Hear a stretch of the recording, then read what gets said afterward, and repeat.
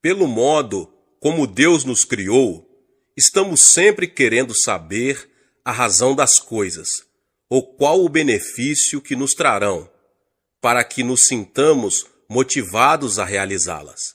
E embora talvez não gostemos disso, não é fácil mudar essa nossa maneira de ser.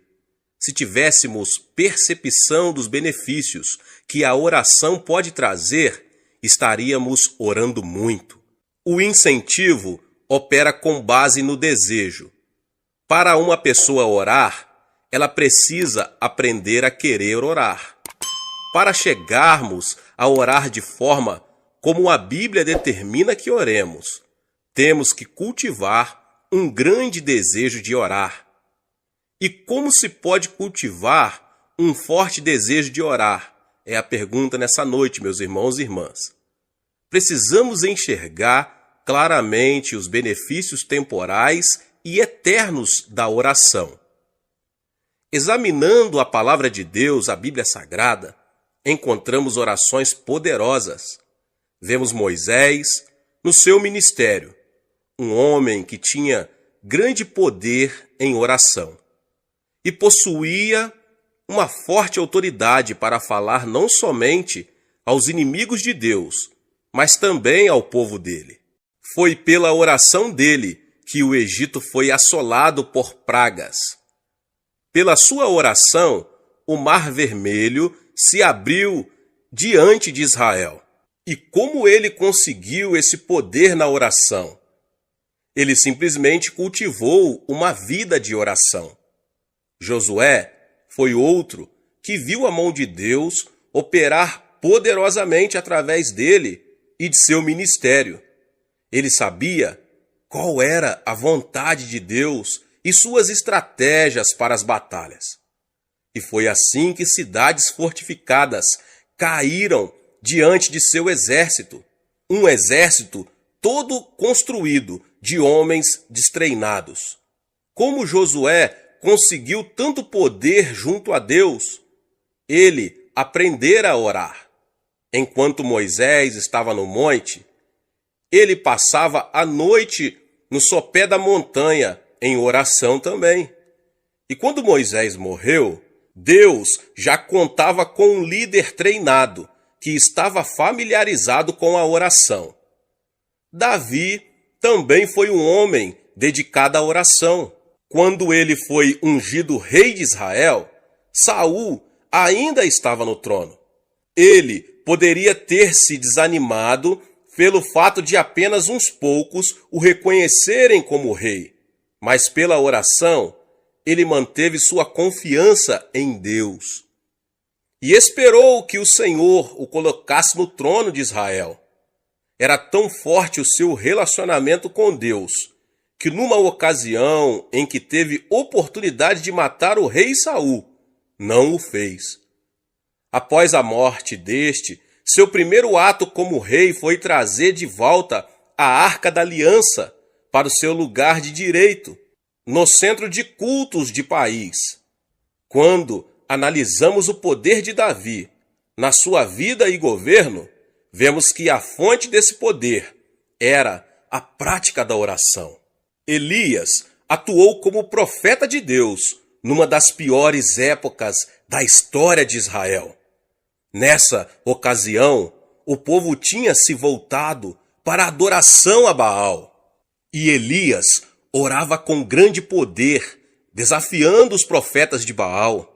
Sempre que lembramos a história de Elias, pensamos também no grande poder que ele possuía. Mas precisamos descobrir qual a origem desse poder. Ele era um homem de oração, passava horas seguidas em oração e até mesmo dias.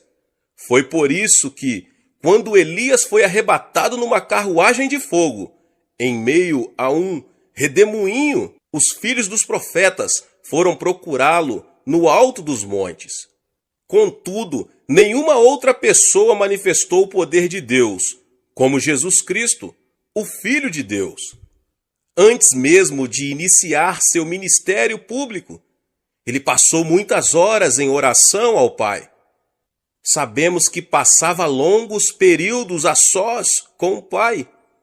Está aí a origem de seu poder. Ele não poderia fazer nada, a não ser que o Pai o revelasse a ele. Você está cansado das orações sem poder que saem de seus lábios? Está desejoso de que sua igreja inicie um poderoso ministério de oração para que seu bairro, cidade e estado conheçam o poder que há em sua igreja?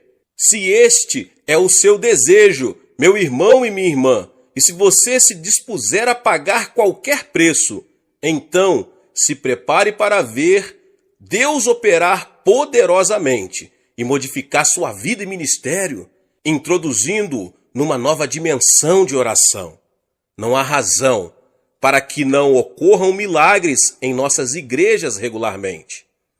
Não há motivo para não haver pecadores sendo salvos pelo Espírito Santo. Ouvi contar certa vez sobre a passagem de Charles Finney pela pequena cidade de Huntington, no norte do estado de Nova York. Uma cidadezinha comum, onde um dia, quando Finney passava por ali de trem, o Espírito Santo desceu sobre os não convertidos. Alguns homens que estavam num bar, sentindo forte convicção de pecados, operada pelo Espírito Santo, caíram de joelho pedindo a Jesus que os salvasse. E se o Espírito Santo deu a Charles Finney um poder assim, será que não pode dar a nós também um ministério poderoso? É a pergunta, meus irmãos. Finney raramente falava sobre o segredo do seu poder, mas certo dia um repórter resolveu vigiá-lo e, por fim, o jornalista teve que concluir que a origem do poder de Finney era as longas horas que ele passava em oração, em comunhão com o Espírito Santo. Estou convencido de que aqui na Coreia estamos presenciando o início do avivamento que Deus nos prometeu. Embora toda a nação tenha conhecido de que Deus está operando em nossa igreja, ainda não experimentamos o poder de Deus, como veremos futuramente se permanecermos fiéis. E o poder de Deus não se manifesta apenas em curas, libertação de espíritos malignos e conversões em massa. Ele pode ser visto também no céu aberto que há sobre nosso país. O que quero dizer com isso? Quando um país tem este céu aberto, existe liberdade espiritual para se pregar o evangelho. O nível da fé é bastante elevado e não encontramos uma oposição maligna muito forte. Meus irmãos, em alguns países é difícil pregar porque existe muita oposição maligna. As forças satânicas que se opõem ao evangelho são muito fortes e não há muita fé. Isso cria dificuldades para nós que ministramos a palavra de Deus. Sinto muita facilidade para pregar na Coreia, mais do que em qualquer outro lugar. Quando exponho a palavra de Deus, imediatamente os pecadores atendem ao apelo para a salvação. Por que temos esta atmosfera espiritual? A resposta é a oração. Mas a oração não gera apenas o poder global, mas também o poder individual. Em meu ministério pessoal, aprendi a depender sempre do Espírito Santo. Não é pela força ou poder pessoal que realizamos grandes coisas para Deus, mas sim pelo poder do Espírito Santo. E na medida em que ia aprendendo a caminhar, sempre na dependência do Espírito Santo, via o poder de Deus.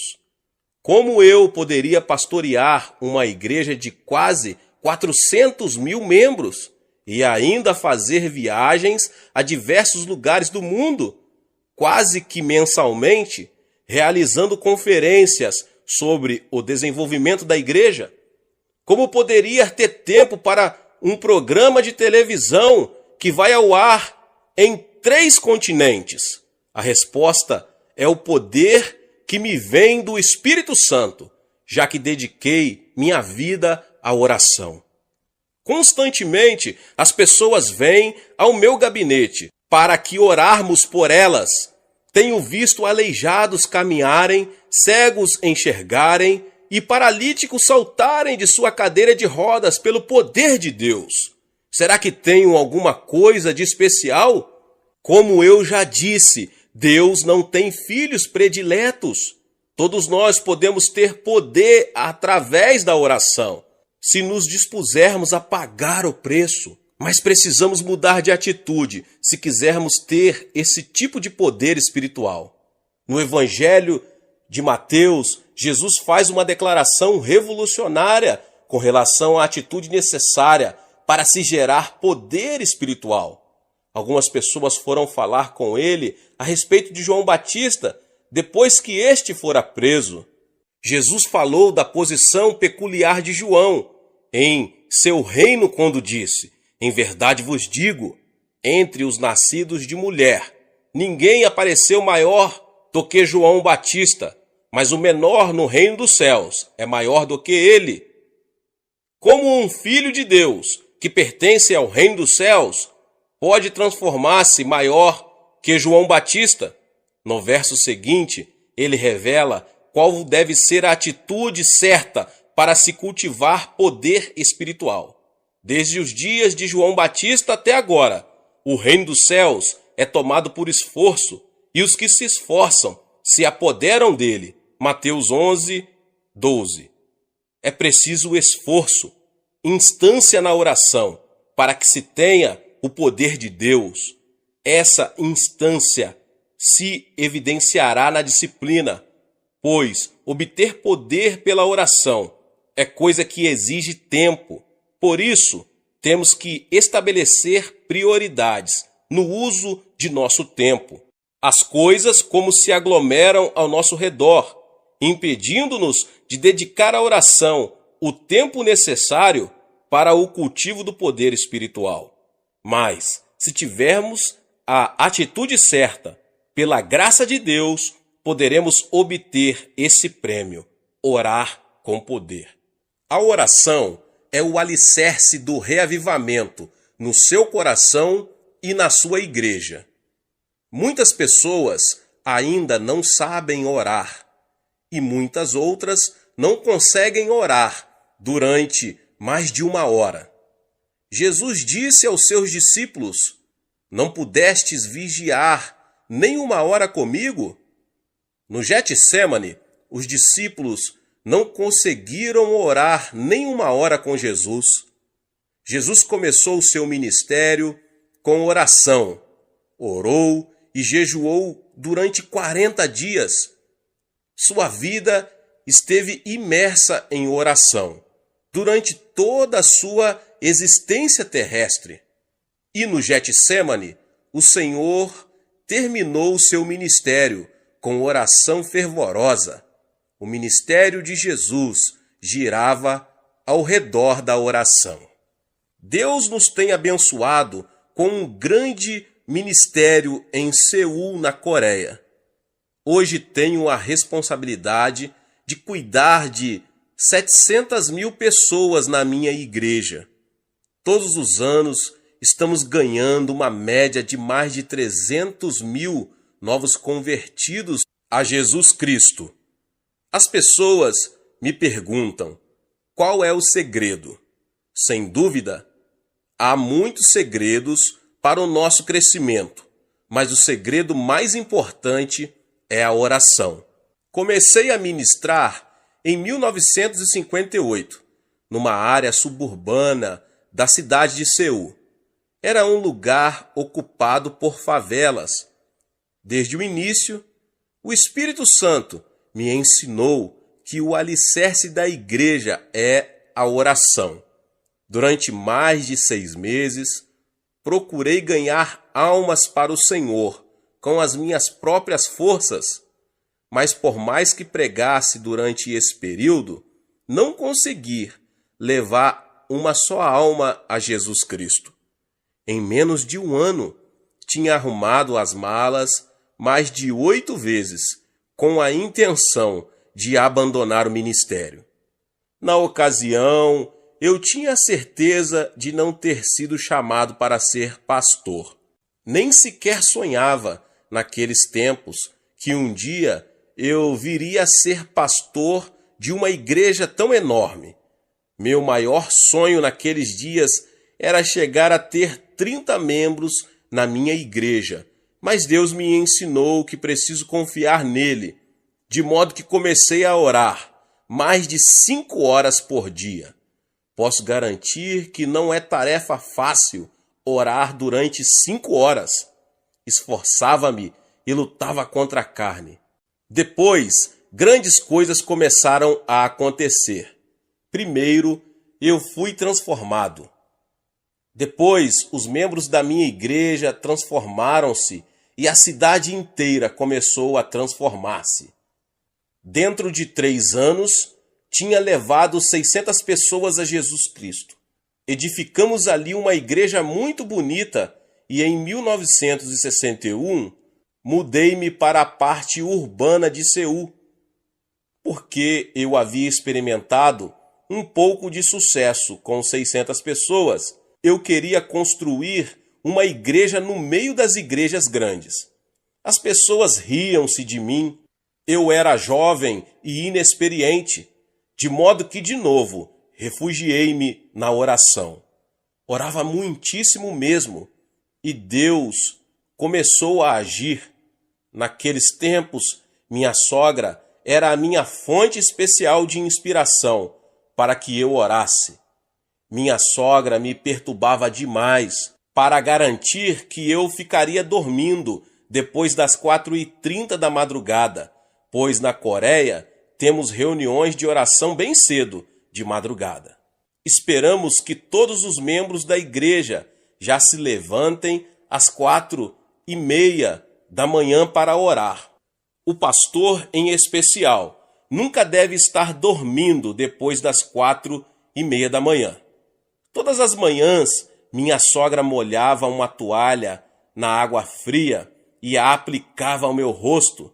Muitas vezes, eu me sentava à beira da cama e dizia: "Mãe, pode me matar." Certa manhã, fui despertado pela campainha do telefone. Peguei o aparelho e era a minha sogra. Não sei qual a situação noutras culturas, mas na Coreia, quando a sogra toma a palavra, o genro está em apuros. Disse-me ela: "O que está fazendo?" "Mãe, estou dormindo." "Mas que vergonha! Faz 30 minutos que estamos esperando você." "Você não sabe que já são 5 horas da manhã? Estamos com dúvidas sobre se você ainda é cristão." Ai, que medo! Corri ao banheiro, escovei os dentes e penteei os cabelos. Peguei minha Bíblia e saí correndo para a igreja. Todos os membros estavam me esperando. Precipitei-me até o púlpito, mas todos se puseram a rir. Então olhei para mim mesmo, eu estava de pijama. Mas durante todo aquele período de oração intensa, Deus começou a abençoar-nos. Posto que o pastor orava assim, os cristãos começaram a orar com seu pastor. De modo que em toda a Coreia, os cristãos estão orando com sinceridade todos os dias. Não somente temos reuniões de oração de manhã cedo, como também temos vigílias às sextas-feiras durante a noite inteira. Quanto à minha igreja, mais de 15.000 pessoas estão presentes para orar às sextas-feiras de noite. Além disso, existem em todas as partes da Coreia muitas montanhas de oração. Na nossa montanha de oração, mais de 1 milhão de pessoas comparece para orar com jejuns durante 3 ou até 40 dias. Nossa nação está impregnada com a oração e, como resultado, Satanás tem sido amarrado e seu poder desfeito. Milhões de pessoas estão chegando ao Senhor Jesus Cristo. Creio que, ao começar o ano 2000, a Coreia se tornará a maior nação cristã na Terra. Todo esse reavivamento, até ao tempo presente, tem chegado a nós mediante a oração. Você pode ter uma grande igreja e um grande movimento de Deus, se você tão somente se ajoelhar e orar. Nosso Pai Celeste tem uma grande necessidade do seu coração. Deus é amor e o amor deseja manter comunhão. Você ama seu marido? Você ama sua esposa? Você ama seus filhos? Então você vai gostar de ter mais tempo para estar perto de Deus. Deus quer ter comunhão com você. Se você não puder satisfazer o coração de Deus, Deus não irá satisfazer você. Ele está profundamente magoado com muitos cristãos em muitas igrejas. Por quê? Porque o pastor e os líderes da igreja estão totalmente ocupados ministrando às necessidades das pessoas, mas não estão atendendo às necessidades de Deus. Deus quer que você e eu vamos até Ele para ministrar as suas necessidades.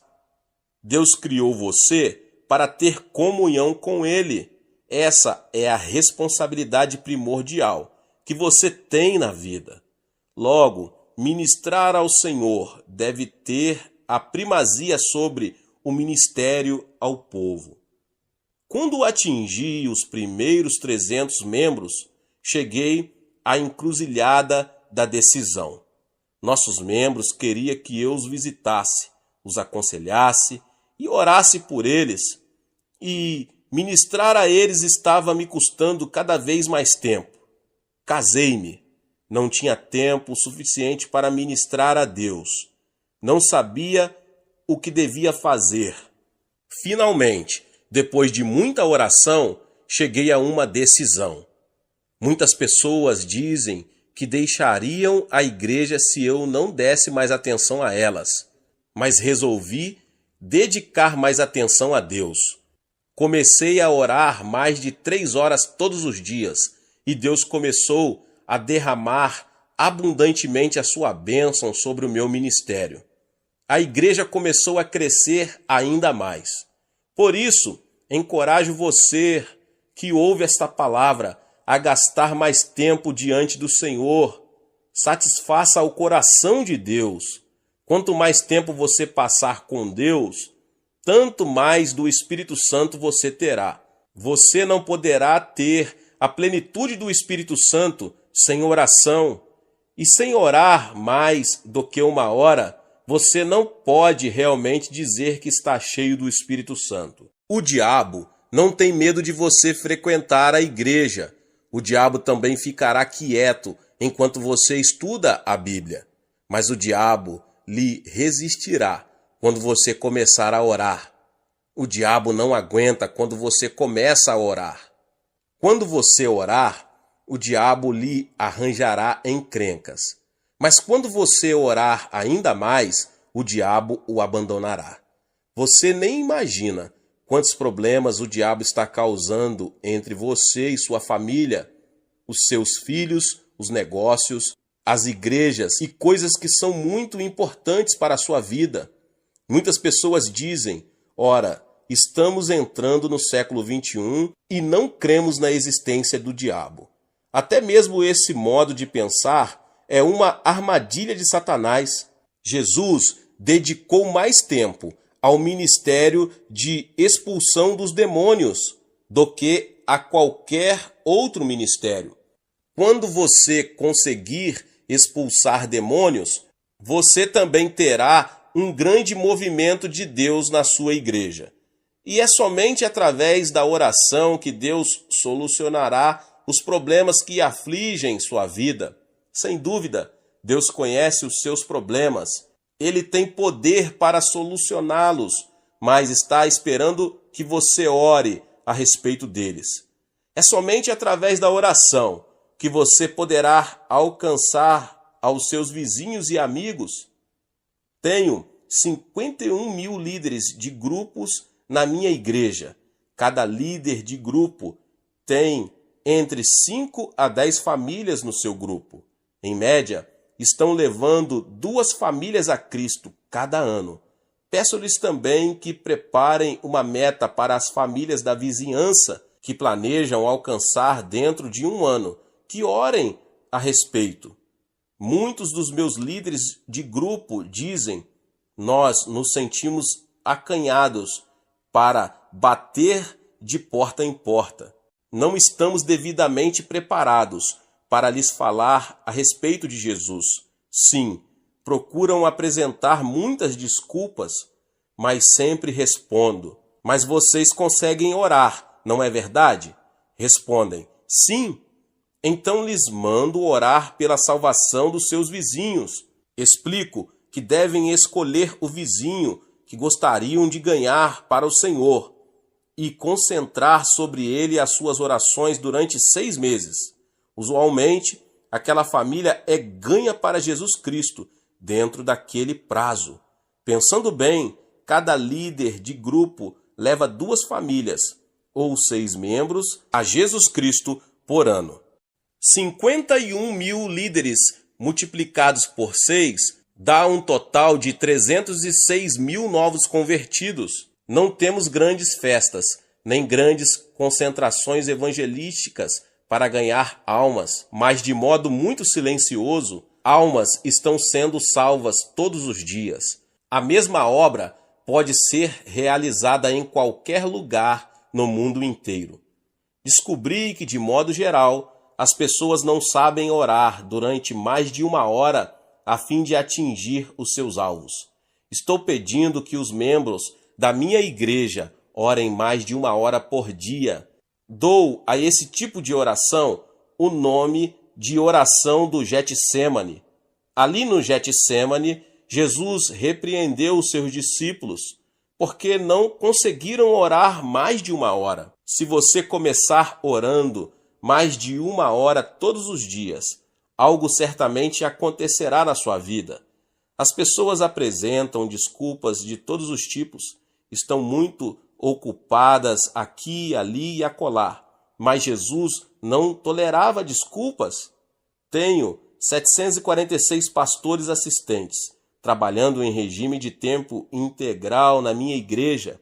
Estão muito ocupados cuidando das 700 mil almas, mas sempre lhes mando dedicar mais de 3 horas por dia à oração. Digo-lhes que ainda que não consigam dar conta de aconselhar as pessoas, esse não é o problema, mas devem gastar 3 horas em oração antes de sair para atender às necessidades das pessoas. E muitos de vocês que ouvem essa palavra têm ouvido o que Deus está fazendo na nossa igreja na Coreia, por causa da sua vida de oração. Esses crentes têm o poder de Deus e demonstram esse poder no trato com as pessoas. Na minha própria vida de oração, tenho sido ensinado por Deus a como orar por mais de 1 hora. Todos os anos em Seul, na Coreia, realizamos uma conferência de crescimento da igreja. Milhares de estrangeiros têm frequentado aquela conferência. No último dia, levamos a nossa montanha de oração para orarem. Digo-lhes que aprenderam a teoria e que agora a colocarão em prática. Vou com eles até a sala de oração. Digo-lhes que agora oraremos durante mais de 1 hora. Depois de orarem durante 25 minutos, a maioria dos norte-americanos e europeus cessa de orar. Ficam deitados de costas no chão e olham em derredor. Digo-lhes: orem, orem, mas sempre dizem: não sabemos orar. Já oramos bastante, nada mais temos para dizer. Está aí o problema. Você e eu deveríamos ter algo para dizer durante 1 hora de oração. Mas se você não tiver um plano de oração, é claro que não conseguirá orar durante mais de 1 hora. Suponhamos que vou desfrutar da fraternidade cristã com um intérprete durante 1 hora. Sentaríamos e olharíamos um para o outro. depois de trocarmos palavras durante 10 minutos, mas nada teríamos para dizer. Ficaria muito tedioso e difícil olharmos um para o outro durante o restante da hora sem haver nada mais para falar. Precisaríamos de um assunto a respeito do qual pudéssemos conversar. Na oração, você está na presença do seu Pai Celeste. Depois de falar durante uns 20 minutos, se você não tiver mais nada para dizer ao seu Pai Celeste, a situação seria muito constrangedora entre Deus e você. Qual é a solução? Você deve ter uma forma de oração, algum plano para isso. Deus me ensinou a orar durante mais de 1 hora e chamo isso de meu curso de jogging na oração. Você gosta de correr? Eu sempre gostei de correr, mas aprendi uma lição sobre fazer jogging em Estrasburgo. Durante uma estrada em Estrasburgo, para uma conferência, levantei-me às 4h30 da manhã para correr, não para orar. Atravessei a cidade correndo, mas de repente tive uma crise de coração e fui obrigado a me deitar no gramado e repousar enquanto arfava, tentando respirar. Em vez de orar, eu estava fazendo jogging. Voltei ao hotel sem mais problemas, mas daquele dia em diante sempre oro antes de tirar tempo para jogging, que é correr logo pela manhã. Quando você ora, você precisa de um percurso de oração, um plano para seguir, a fim de que, depois de ter orado, você saiba que orou de modo eficaz e poderoso e que cumpriu o propósito de sua oração. Certa vez, Deus me mostrou o tabernáculo no deserto. Os israelitas tinham saído do Egito e estavam a caminho de Canaã. Deus queria que seus filhos se aproximassem dele e o adorassem até mesmo durante a viagem a Canaã. Deus mostrou a Moisés a planta do tabernáculo, que o construiu no deserto segundo as instruções de Deus, e os israelitas vinham ali para adorar a Deus. Mas, nos tempos de hoje, o tabernáculo é você. A Bíblia diz: vós sois templo do Espírito Santo. Você não precisa ir ao deserto para procurar o tabernáculo onde Moisés adorava. Você é o tabernáculo. Você é o templo do Espírito Santo. Você pode adorar a Deus, segundo o propósito do povo de Deus no tabernáculo do deserto. Todos os ensinos do Antigo Testamento eram símbolos ou prenúncios das coisas espirituais do porvir. Você pode fazer um curso de jogging na oração ao passar pelo tabernáculo. Você pode fazer uma corrida, em oração pelo tabernáculo. No tabernáculo, o primeiro lugar na qual você se lembrará é o altar de bronze. Ali o sacerdote sacrificava os animais, derramava o sangue e queimava as carnes perante o Senhor. Ali os pecadores recebiam o perdão e a reconciliação com Deus. Aquele deve ser o ponto de partida para a sua corrida pessoal na oração. Você precisa começar no altar de bronze. Este representa a cruz do Calvário, onde Jesus Cristo tornou-se um sacrifício em nosso favor. Você precisa começar na cruz de Jesus. Você precisa começar a adorar Jesus ali. Foi ali que Jesus foi crucificado em favor de você. Enquanto você adora Jesus, lembre-se de que ele remiu ali os seus pecados. Lembrando-se da cruz, dê graças a Deus pelo seu perdão e salvação. Jesus Cristo livrou você da condenação decorrente da quebra dos 10 mandamentos. Sim, Jesus tomou sobre si todo o castigo envolvido na desobediência aos 10 mandamentos. Ele os cumpriu por nós. Jesus removeu a lei do meio do caminho. abriu a porta para sermos salvos pela fé no Senhor. Jesus, tu me livraste da condenação da lei. Agora vivo pela graça. Sou salvo pela fé em ti. Obrigado pelo teu sangue derramado. Obrigado pela tua graça. Sou grato por tudo. Além disso, foi na cruz que Jesus enfrentou Satanás e o derrotou. Mediante o sangue de Jesus, Satanás foi desarmado. Ali o diabo perdeu o seu poder e Deus destruiu totalmente o seu reino. Quando adoro a Jesus, minha oração é: ó Senhor Jesus, agora estou livre do domínio de Satanás. Pelo teu sangue, estou completamente livre. Já não tenho medo de Satanás, nem das suas hordas de espíritos malignos. Sou mais que vencedor por Cristo Jesus. Por isso, louvo-te, Jesus, por tua bênção. Obrigado pela purificação e perdão. Em seguida, louvo a Jesus pela reconciliação que ele realizou entre mim e Deus. Ó Jesus, Adão provocou inimizade entre Deus e nós, mas tu destruístes o muro de inimizade e trouxestes a reconciliação. Obrigado, Jesus. Deus me ama e eu amo a Deus. Em ti temos comunhão de amor. Então Deus derrama o seu Espírito no meu coração e começo a adorar de novo. Eu te amo, Deus, eu te adoro. Graças te dou pelo poder do sangue de Jesus que nos trouxe a essa mútua comunhão. No Calvário também houve cura, de modo que volto a louvar a Jesus pela cura que me supriu. Querido Jesus, na cruz tomaste as nossas enfermidades e levaste as nossas doenças. Pelas tuas pisaduras somos curados, e assim te louvo pela cura divina. Aos 17 anos de idade, eu estava destinado à morte. Tinha tuberculose em estado terminal. Os médicos me disseram que eu só teria mais 6 meses de vida. Nesse período, tornei-me cristão.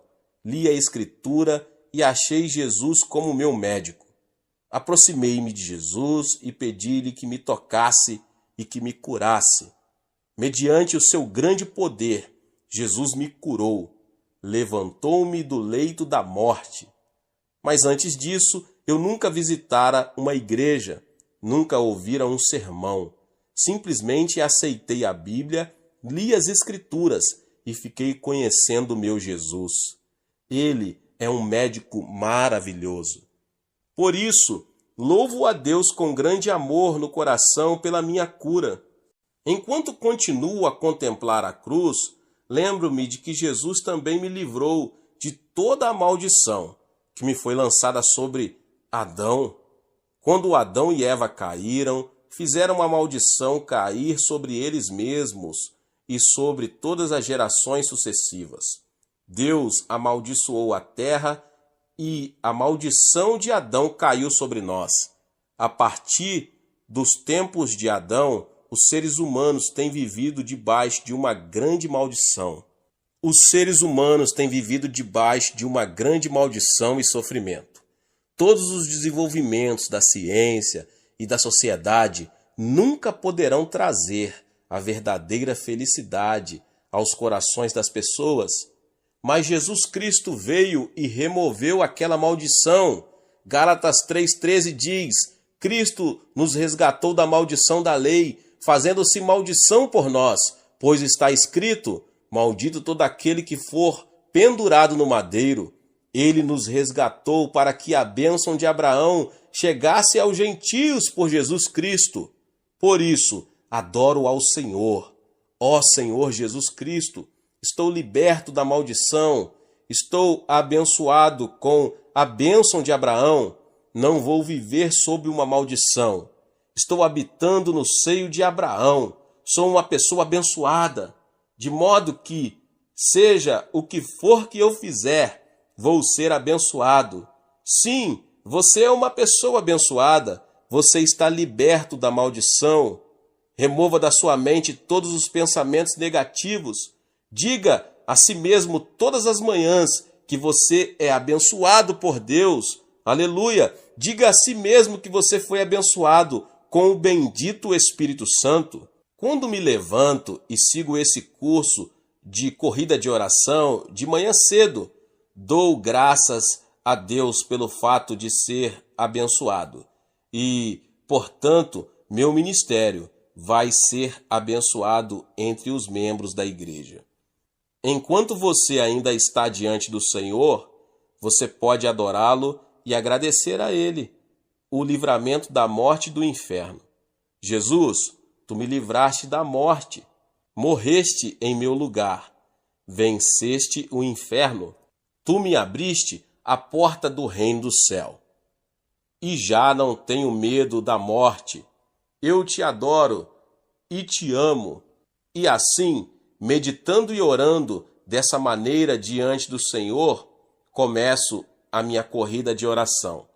Você pode permanecer no ponto inicial, diante do Senhor Jesus, durante 10 ou 15 minutos, segundo o desejo do seu coração. Então deixe o lugar da cruz e passo ao lugar seguinte, ao lugar da pia. A pia está cheia de água. Aqui, os sacerdotes se lavavam para serem purificados e santificados antes de entrar no tabernáculo. Até esse ponto, então já passei pela cruz e agora fico diante da pia, o lugar da santificação. Ali paro e oro de novo.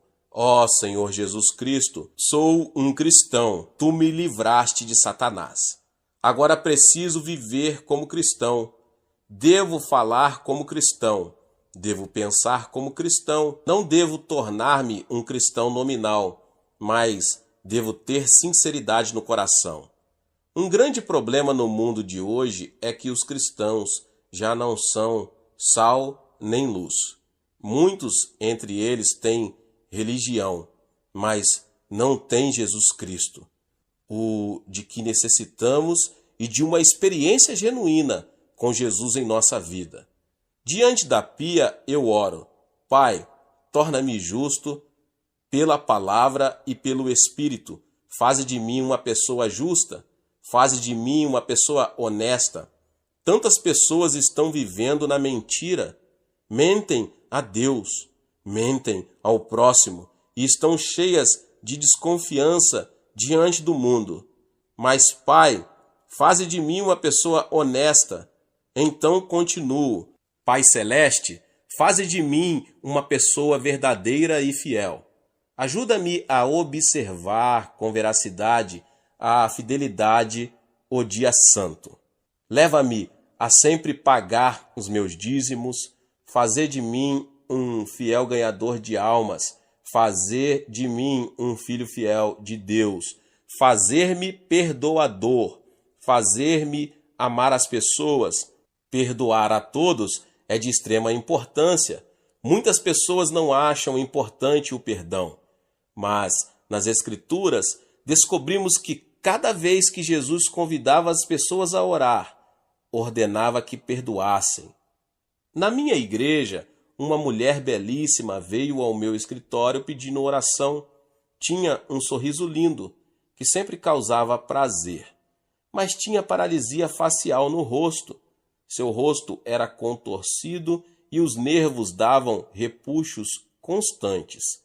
Fiquei com dó dela. Tinha consultado médicos na tentativa de conseguir ajuda e cura, mas nenhum deles conseguiu fazer nada por ela.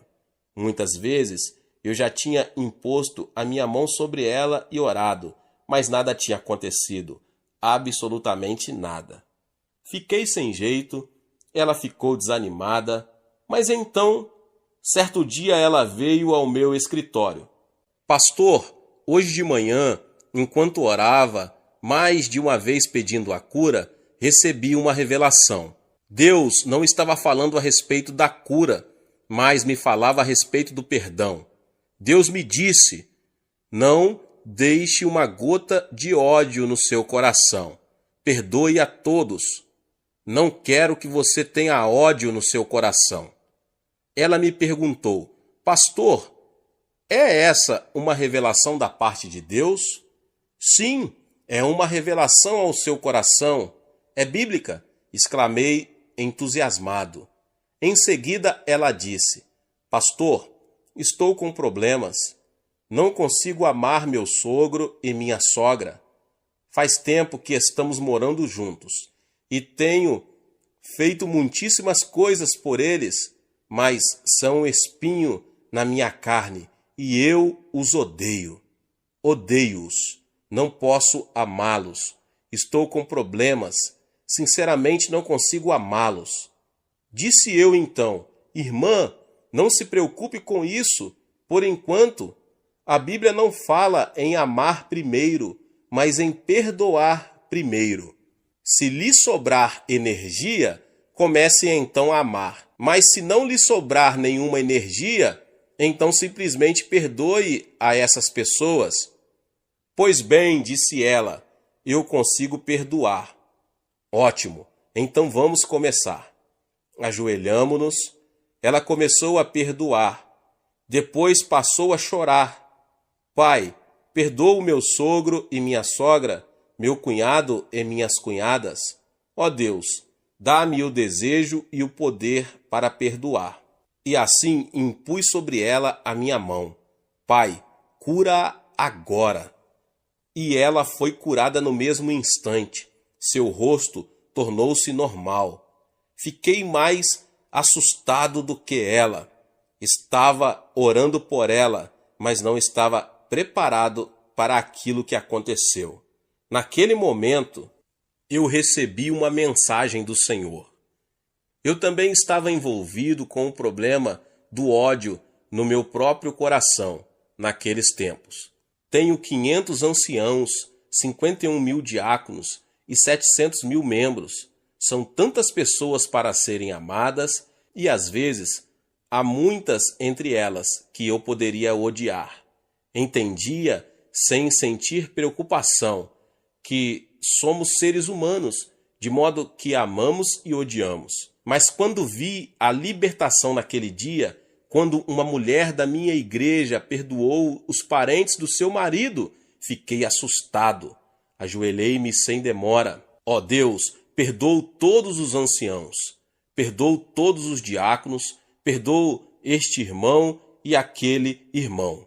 Depois de orar e de experimentar um grande alívio, recebi uma bênção ainda maior do que aquela senhora recebeu. Fui transformado e a partir daquele momento, aconteça o que acontecer, nunca mais deixei uma só gota de ódio permanecer no meu coração por um só instante. Perdoar não é tão difícil. Amar as pessoas é difícil. Por isso, vamos você e eu começar pela parte mais fácil. Vamos dizer: ó Deus, eu perdoo. Diante da pia, eu oro também. Pai, faze de mim uma pessoa meiga. Tira do meu coração qualquer atitude de soberba. Torna-me meigo diante de ti. Torna-me humilde. E também peço que Deus me livre da cobiça, que é idolatria. Todos os dias, quando faço as minhas orações, reparo todos esses aspectos. Se você quiser acrescentar outros, faça-o. Citei apenas os aspectos que eu trato na minha oração.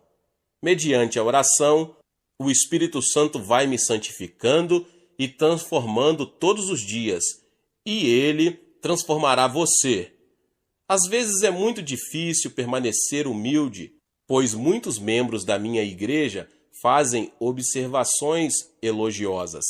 Sinto-me inquieto com isso, de modo que sempre faço aquela oração, e o Espírito Santo me mostra como sou imprestável sem ele. Depois de deixar a pia, você passará a fazer uma corrida no lugar santo. Aproximando-se do lugar santo, você verá, brilhando à esquerda, o candelabro de ouro. Não existe outra luz senão aquela do candelabro. Você não pode levar nenhuma outra luz ao lugar santo. Essa luz representa o Espírito Santo. O Espírito Santo é a única luz no lugar santo com Deus. Ele é a única luz que revelará a você o pecado e a justiça. Você não poderá explicar a obra de Deus mediante a psicologia, a história, a filosofia ou a arqueologia. Tais coisas são vazias e inúteis para o crescimento espiritual. Há uma única fonte de luz, e essa é a luz do candelabro de ouro. É a luz do Espírito Santo. As 7 hastes. Você vê as 7 luzes. Os 7 Espíritos do Senhor estão brilhando. Você está em pé diante do candelabro e está orando. Ó Espírito do Senhor, Tu és o Espírito que provém de Deus e o Espírito de Jesus Cristo. Tu estás conosco agora e eu te reconheço. Dou-te as boas-vindas. Adoro-te. Obrigado.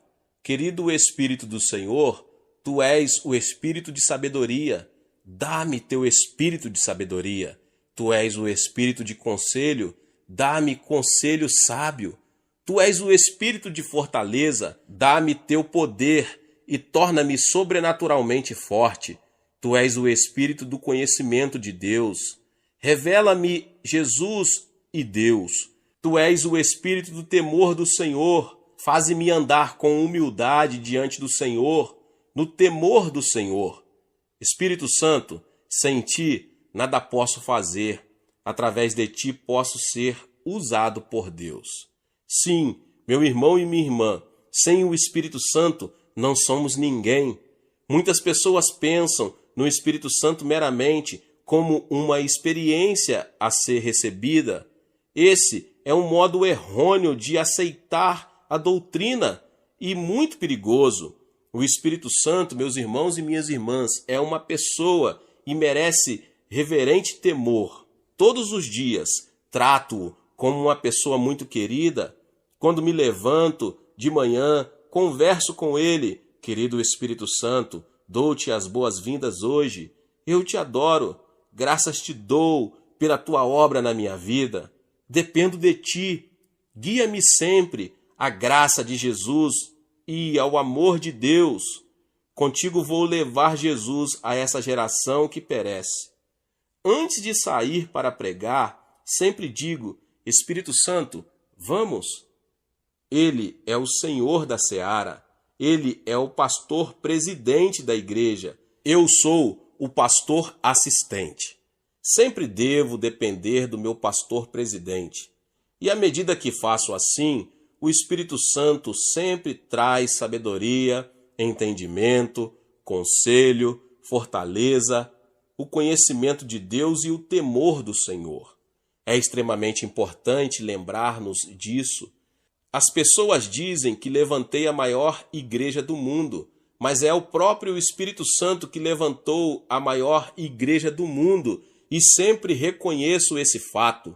Sem o Espírito Santo, somos simples vasos de barro. Sem dúvida, o Espírito Santo é uma pessoa muito real, uma pessoa que merece reverência. Ele é o seu advogado, ele é seu líder, guia e consolador. Sua obra e ministério dentro de você é algo tremendo. Eu o amo. Deus está no trono, Jesus Cristo está assentado à sua destra, mas o Espírito Santo está dentro de você. Ele está na igreja. Ele é o administrador do amor de Deus e de Jesus Cristo. Sem ele, a igreja é um simples edifício vazio. Esta geração necessita ter uma revelação da importância da pessoa do Espírito Santo. Qualquer igreja ou denominação sem o Espírito Santo é um sepulcro vazio. Quando viajo à Europa, vejo o cemitério do cristianismo. Em tempos passados, houve cristianismo, mas agora vejo só o seu túmulo. Ainda existem muitas catedrais grandes, mas a Europa agora é um lugar de turismo. Muitas igrejas estão vazias.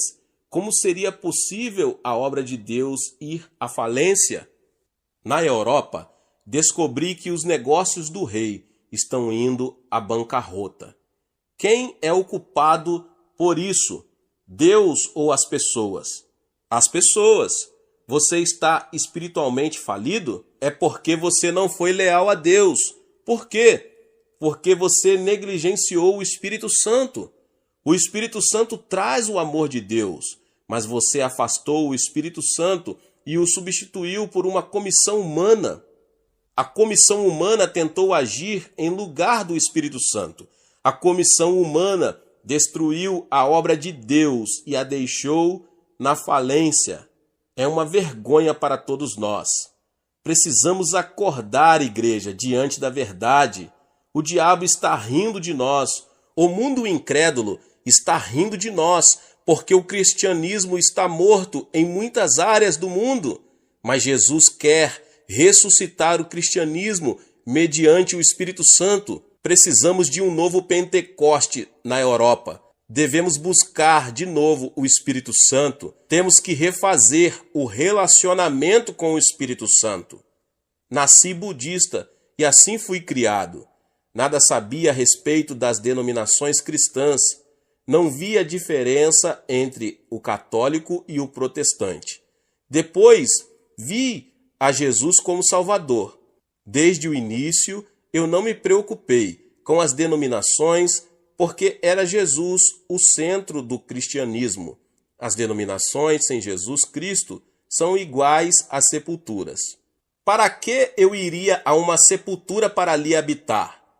Quando, porém, o Espírito Santo chegar às denominações, todas elas voltarão a ter vida. Enquanto você faz a corrida na oração, portanto, você precisa pedir que o Espírito Santo venha renová-lo espiritualmente. Agora você sai do candelabro e vai para o lado direito. Ali você achará os pães da proposição. Os pães da proposição simbolizam o corpo de Jesus Cristo, de modo que você vai lá e adora segundo a palavra de Deus. Nos dias atuais, as pessoas negligenciam terrivelmente a palavra de Deus e preferem depender de suas emoções, deixam-se desviar do caminho certo pelas heresias. Você precisa voltar à palavra de Deus e lê-la todos os dias. Todos os dias você deve ficar em pé diante do pão. Pai Celeste, capacita-me a comer hoje do pão da tua palavra. Concede-me o entendimento da palavra. Dá-me uma revelação profunda a respeito de Deus e de Jesus Cristo para meu crescimento interior e para repartir com outras pessoas. Se você orasse assim, sentiria fome pela palavra de Deus. Você gostaria muito de ler a palavra de Deus e de dedicar tempo a ela, porque essa palavra coloca fé no seu coração. O mero comparecimento à igreja uma vez por semana não basta. Agora, a sua corrida de oração leva-o além dos pães da proposição, ao altar do incenso. Ali, o sumo sacerdote queima incenso 24 horas por dia, e assim o santuário é inundado de um doce perfume diante de Deus. O incenso representa os louvores dos santos de Deus. Diante do altar, em pé no meio da fragrância, levante as suas mãos e adore a Deus. Ali, sempre relembro das bênçãos do passado e um espírito de louvor surge no meu coração. Ó Deus, graças te dou por ter me curado, por ter enviado tantas pessoas boas para ajudar-me e te agradeço a igreja que me deste. Enquanto adoro, lembro-me de todas as coisas boas que Deus tem feito em minha caminhada e trago-as à memória. Louvo somente, não me queixo de nada. Diante deste altar, você deve acender o incenso do louvor para oferecer perfume suave diante do Senhor. O louvor é o incenso mais suave que nosso Pai Celeste deseja receber dos nossos lábios. Obrigado, ó Deus, pois tu és o meu Pai. Obrigado porque removeste todo o medo das coisas futuras. Tu és o meu Deus, na vida ou na morte. Tu és onipotente, tu és soberano e supremo. Obedeço a ti e em ti confio. Eu te louvo, às vezes até mesmo canto a ele. Agora vamos além do altar do incenso e passamos pela cortina para entrar no Santo dos Santos. No meio do Santo dos Santos, você acha a Arca da Aliança. A glória Shekinah de Deus repousa sobre a Arca da Aliança. A arca representa Jesus Cristo. O sumo sacerdote levava o sangue e o aspergia na arca para a remissão dos pecados de Israel. Ali, nós nos lembramos de que Jesus Cristo, nosso sumo sacerdote, derramou seu sangue, através do qual recebemos a sua justiça, santificação e glorificação. Dentro da Arca da Aliança, acharemos as tábuas dos 10 mandamentos. Os 10 mandamentos nos fazem lembrar de que Jesus agora é a nossa nova aliança. Jesus, tu és a minha nova aliança. Tu és o fiador da minha salvação. Ali há também o vaso com maná. Jesus, tu és o meu maná para a vida de hoje e te agradeço. Na Arca da Aliança, vemos também a vara de Arão que floresceu. Jesus, tu és a minha ressurreição e por meio de ti ressurgi para a nova vida em ti. Mas um dia voltarás para me levar contigo ao céu. Jesus, eu te amo. Através de ti, adoro a Deus. A glória Shekinah de Deus repousa somente sobre a Arca da Aliança. Existem muitos deuses entre os homens, mas provém do diabo.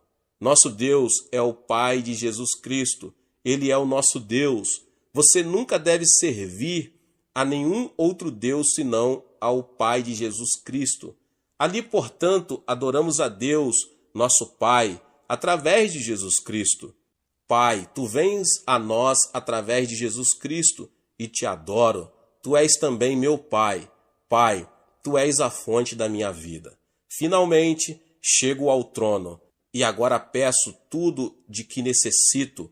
Oro primeiramente em favor da minha esposa, porque ela é a amiga mais querida que tenho na vida. Oro pelo bem da sua vida e saúde e pela minha vida. Oro pelos meus filhos, são 3. O primeiro é casado e mora em Tóquio, no Japão. Os outros 2 moram em Los Angeles. Um frequenta um seminário. E o terceiro filho está cursando a faculdade para ser homem de negócios. Lamento não ter filhas. Sempre quis uma menina, mas Deus não me concedeu esse desejo. Porém, agora eu sei por quê. Se tivesse uma menina, eu provavelmente não teria viajado pelo mundo, mas ao contrário, teria ficado em casa com minha filha. Então oro pelos meus pais, irmãos e irmãs, minha igreja, pastores, anciãos e meus 331 missionários ao redor do mundo. Nosso alvo é enviar 500 missionários. Até essa altura, já preenchi minha hora e preparo-me para ir ao escritório. Se você não consegue separar uma hora inteira, dedique 30 minutos para praticar a sua corrida de oração. Então, não deixará de ser uma oração de eficácia tremenda, porque estaria completa com adoração, louvor, confissão e a bênção de Deus para o seu dia. Quando completo meu percurso de corrida de oração, sinto a presença de Deus, sinto o poder de Deus no meu coração. Não desperdicei tempo. Se você não tiver um plano específico de oração, tal como o percurso de jogging, corrida de oração, você andará em círculos na sua oração, você se sentirá confuso ao orar. Você talvez nem sequer se lembrará a respeito do que esteve orando. Você deve orar de modo eficaz e poderoso para ter consciência, ao terminar a oração, de que você cumpriu bem seu exercício devocional na sua hora de oração. Oro segundo esse percurso de jogging, 3 vezes por dia. Esse percurso de oração, 1 hora de manhã, 1 hora depois do almoço e 1 hora no fim do dia. Meus irmãos e irmãs, se vocês seguirem esse método de oração, seu exercício devocional não será maçante. Você se sentirá animado para orar todos os dias e poderá concentrar-se muito bem na oração. Alguma coisa boa acontecerá na sua vida. Ore, portanto. Se você me perguntasse qual a última palavra que eu gostaria de pronunciar ao morrer, eu diria aos cristãos: orem. Glória a Deus. Deus te abençoe, você que ouviu essa palavra, o pastor David Puyong Cho. Talvez você chegou aqui pela primeira vez e ainda não é inscrito no canal. Se inscreva no canal e ative o sininho das notificações para você ficar por dentro de todos os vídeos que são postados aqui no canal. Deixe também o seu like e não esqueça de compartilhar esta palavra com mais pessoas. Glória a Deus e nos vemos nos próximos vídeos. Amém.